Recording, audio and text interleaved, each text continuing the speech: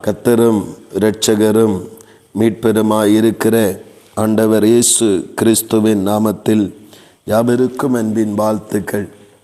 கர்த்தராகிய தேவன் ஒவ்வொருடைய வாழ்விலும் மகிமையான அதிசயமான காரியங்களை செய்வாராக. இந்த நாளுக்குரிய தியான வசனம் சங்கீதம் 92 அதன் 13வது வசனம். கர்த்தருடைய ஆலயத்தில் நாட்டப்பட்டவர்கள் எங்கள் தேவனுடைய பிரகாரங்களில் செழித்திருப்பார்கள். 2 வார்த்தையை நாம் இந்த வசனத்திலிருந்து அதிகமாய் கவனிக்க வேண்டியது இருக்கிறது. ஒன்று, கர்த்தருடைய ஆலயத்தில் நாட்டப்பட்டவர்கள். 2வது, அவருடைய பிரகாரங்களில் செழித்திருப்பவர்கள் என்று இங்கே சொல்லப்பட்டிருக்கிறது.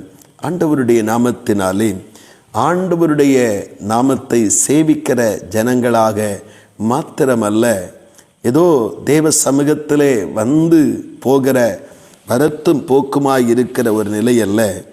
தேவ சமூகத்திலே ஸ்தோத்திர நன்மையானாலும் தீமையானாலும், ஒருவேளை நமக்கு விருப்பப்பட்டும் ஒருவேளை விருப்பமின்மை என்னாலும், நாம் தேவனுடைய சமூகத்திலே நாட்டப்பட்டிருக்கிற, நமக்காக கொடுக்கப்பட்டிருக்கிற, நமக்காக தேவன் தந்திருக்கிற ஆராதனை ஸ்தலங்களிலே, தேவ ஆலயத்திலே நாட்டப்பட்டவர்களாய் நிலைத்திருக்கிறவர்களாய் நாம் இருக்க வேண்டும் என்று பரிசுத்த வேதம் நமக்கு சொல்லுகிறது. அவர்கள்தான் அந்த ஆலயத்தினுடைய ஆசீர்வாதம், தேவன் தங்குகிற, தேவனை ஆராதிக்கிற ஆலயத்தினுடைய ஆசீர்வாதத்தினாலே வறட்சிகள் நீங்க வாழ்விலே செழிப்புள்ளவர்களாய் மாற்றப்படுவார்கள்.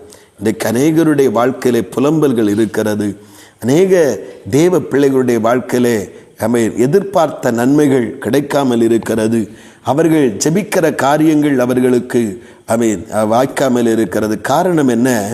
அந்த நாட்டப்படுதல் என்கிற அந்த வார்த்தையின் ஸ்தோத்திர உண்மையின்படி அவர்கள் அந்த நாட்டப்படுகிற அனுபவத்திலே அதில் குறைவு காணப்படுகிறது. அப்படி அல்ல, நன்மை இருந்தாலும் இல்லாமல் போனாலும் கர்த்தருடைய ஆலயத்திலே நாட்டப்பட ஒரு ஸ்திரமாக, ஒரு திடமாக ஆராதிக்கிறதிலும் ஆண்டவரை தேடுவதிலும் அப்படி உறுதியாய் இருக்கும்